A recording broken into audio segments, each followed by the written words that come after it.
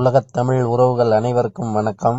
நாம் இன்றைய வீடியோ பதிவில் என்ன பார்க்க போறோம்னா, சேல் அக்ரிமெண்ட் கிரய ஒப்பந்தம் மற்றும் ஜெனரல் பவர் ஆஃப் அட்டார்னி பொது அதிகார பத்திரம் மற்றும் ரிஜிஸ்டர்ட் வில் மற்றும் ஒருவரிடம் ஒரு சொத்து சம்பந்தமான சேல் அக்ரிமெண்ட் கிரய ஒப்பந்தம் ஏற்படுத்தி அதனை அந்த நபர் வைத்திருக்கும் பொழுது அந்த சேல் அக்ரிமெண்ட் கிரய ஒப்பந்தம் அந்த சொத்தின் மீது உரிமை வந்துவிடுமா என்பதையும், அதே போல ஒரு சொத்தின் உரிமையாளர் ஒருவருக்கு ஜெனரல் பவர் ஆஃப் அட்டார்னி அந்த சொத்திற்கு வேறொரு நபருக்கு பொது அதிகார பத்திரம் கொடுக்கும் பொழுது அதனை அந்த நபர் வாங்கி கொண்டு அந்த சொத்தின் மீது உரிமை கொண்டாட முடியுமா?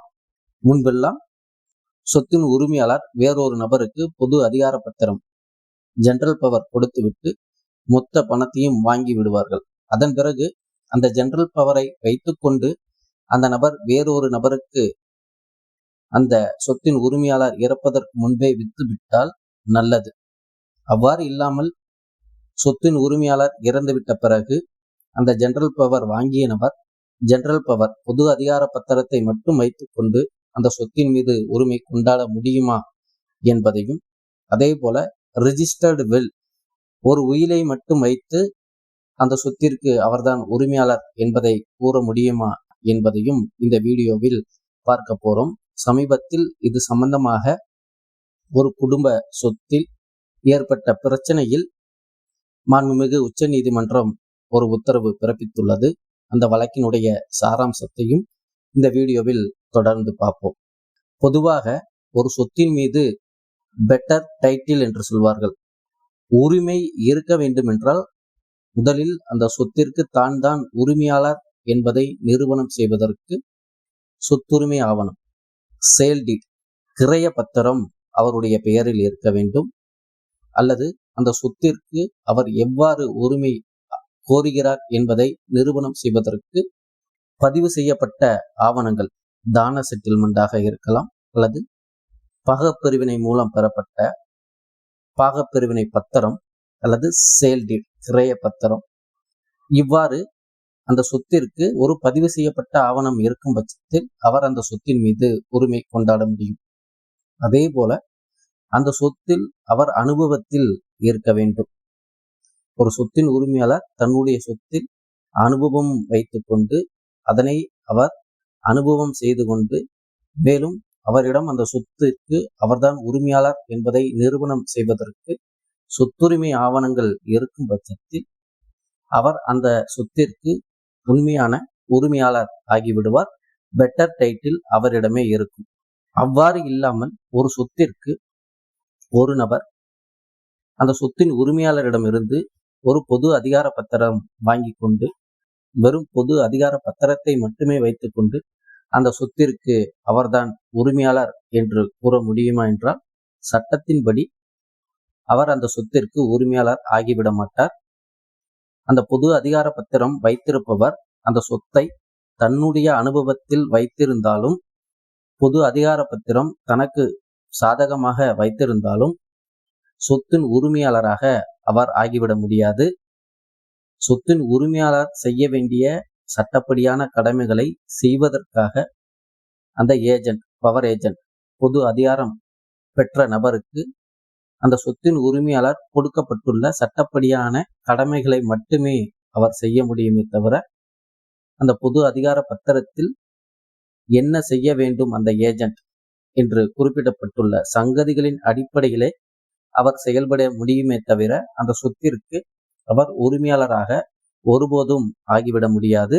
சொத்தின் உரிமையாளர் மட்டுமே அந்த சொத்திற்கு எப்போதும் உரிமையாளராக இருப்பார். மூன்றாவது, சேல் அக்ரிமெண்ட். சொத்தின் உரிமையாளருக்கும் சொத்தை வாங்கும் நபருக்கும் ஒரு கிரய ஒப்பந்தம் சேல் அக்ரிமெண்ட் ஏற்படுத்தப்பட்டு அதன் அடிப்படையில் அந்த சொத்தை வாங்க இருக்கும் நபர் அந்த கிரய ஒப்பந்தத்தை மட்டுமே வைத்துக்கொண்டு அந்த சொத்திற்கு தான் உரிமையாளர் என்று கூற முடியுமா என்று பார்த்தால் சட்டத்தின்படி அவ்வாறும் கூற முடியாது. சேல் அக்ரிமெண்ட் ஒரு டைட்டில், உரிமை ஆவணம் கிடையாது. சேல் டீட் கிரைய பத்திரம் மட்டுமே ஒரு சொத்திற்கு உரிமை ஆவணமாக இருக்கும். அதே போல வில், ஒரு ரிஜிஸ்டர்டு வில் அல்லது அன்ரிஜிஸ்டர்டு வில் எதுவாக இருந்தாலும், பதிவு செய்யப்பட்ட உயிலாக இருந்தாலும் சரி அல்லது பதிவு செய்யப்படாத உயிலாக இருந்தாலும், அந்த உயிலில் 2 நபர்கள் கண்டிப்பாக சாட்சிகள் அட்டஸ்டேஷன் செய்திருக்க வேண்டும். அவ்வாறு ஒரு உயில் இருக்கும் பட்சத்தில் அந்த உயிலை நீதிமன்றத்தில் புரோபேட் என்று சொல்வார்கள். அந்த உயில் உண்மையான உயில்தான் என்று சாட்சிகள், அந்த அட்டஸ்டேஷன் விட்னஸ் மூலமாக அந்த உயில் உண்மையான உயில் என்பதை நிரூபணம் செய்தால் மட்டுமே அந்த உயிலுக்கு ஒரு பெட்டர் டைட்டில், அதாவது உரிமை சார்ந்த அது ஒரு வேலிட் டாக்குமெண்டாக மாறும்.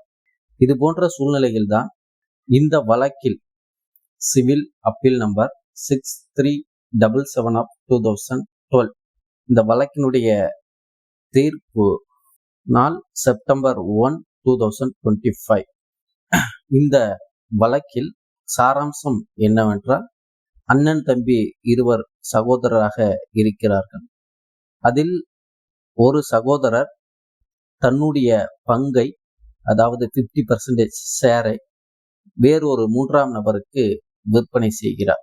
இதனை அறிந்த மற்றொரு சகோதரர் அந்த சொத்து முழுவதும் தன்னுடைய சொத்து என்றும், தனக்கு தன்னுடைய தகப்பனார் சேல் அக்ரிமெண்ட் செய்து கொடுத்துள்ளார் என்றும், இரண்டாவது தன்னுடைய பெயரில் ரிஜிஸ்டர்டு வில் கொடுத்துள்ளார் என்றும், மூன்றாவது தனக்கு ஜெனரல் பவர் ஆஃப் அட்டார்னி பொது அதிகாரம் கொடுத்துள்ளார் என்றும், நான்காவது ஒரு அஃபிடவிட்டும் அந்த தந்தை அந்த மகனுக்கு சாதகமாக கொடுத்துள்ளார். இதனை நான்கையும் வைத்து மற்றொரு சகோதரருக்கு எதிராக மேற்படி recovery of possession, declaration, mandatory injunction, அதே போல அவர் விற்பனை செய்த அந்த நபரிடமிருந்து ரெக்கவரி ஆஃப் பொசஷன் கேட்டு தாக்கல் செய்துள்ளார்.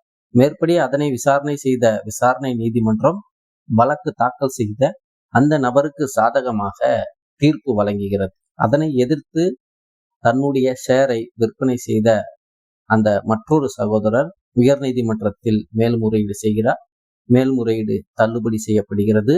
அதனை எதிர்த்து மாண்புமிகு உச்ச நீதிமன்றத்தில் மேல்முறையீடு செய்கிறார். இந்த மேல்முறையீட்டு வழக்கை விசாரணை செய்த மாண்புமிகு உச்ச நீதிமன்றம் வழக்கு தாக்கல் செய்த சகோதரர் தனக்கு சாதகமாக சேல் அக்ரிமெண்ட் வைத்துள்ளார். ஆனால் மேற்படி அந்த சேல் அக்ரிமெண்ட் ஒரு டைட்டில் ஆவணமாக ஏற்றுக்கொள்ள முடியாது என்று அதனை ஒரு சொத்துரிமை ஆவணமாக ஏற்க மறுக்கிறது.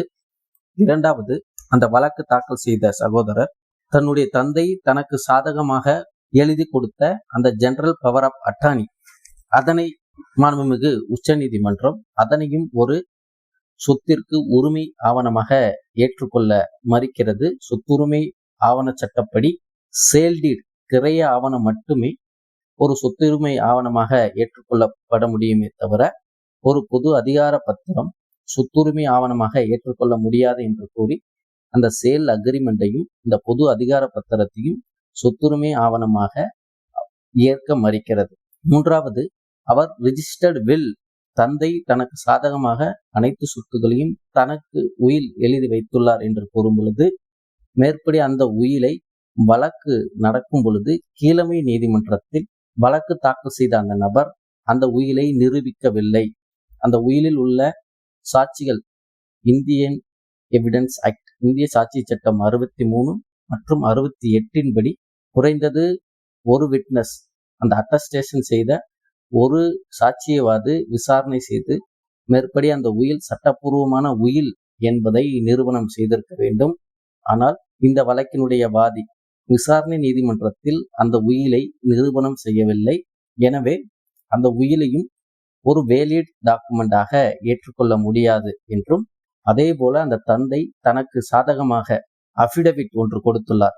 மேற்படி அந்த சொத்தை அந்த மகனுக்கு விற்பனை செய்துள்ளதாகவும், அதற்கு ஈடாக அவரிடமிருந்து ஒரு குறிப்பிட்ட தொகையை பெற்றுள்ளதாகவும், அதற்கு அது ஒரு ரிசிப்ட் போடப்பட்டுள்ளதாகவும் அஃபிடவிட் கொடுத்துள்ளார். மேற்படி அந்த அஃபிடவிட்டையும் மாண்புமிகு உச்ச நீதிமன்றம் ஏற்க மறுக்கிறது.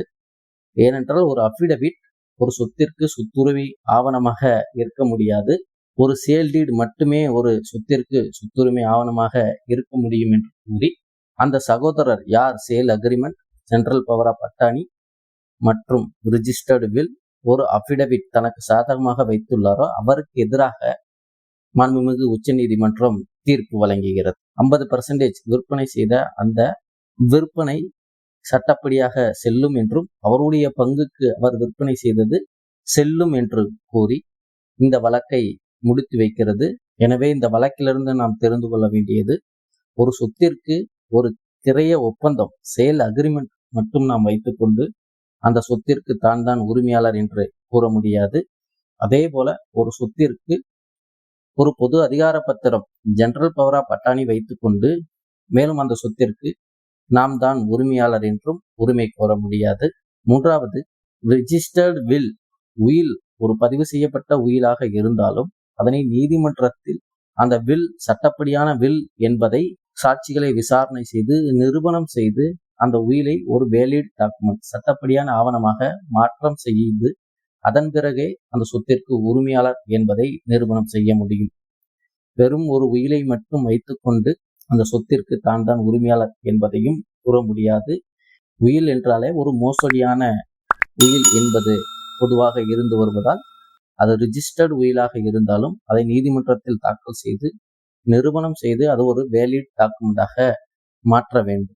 மேலும் இந்த வழக்கு சம்பந்தமாகவும் அல்லது இந்த வீடியோ சம்பந்தமாக சந்தேகம் ஏதும் இருந்தால் கமெண்ட் பாக்ஸில் கேளுங்கள், பதிலளிக்கப்படும். நன்றி, வணக்கம்.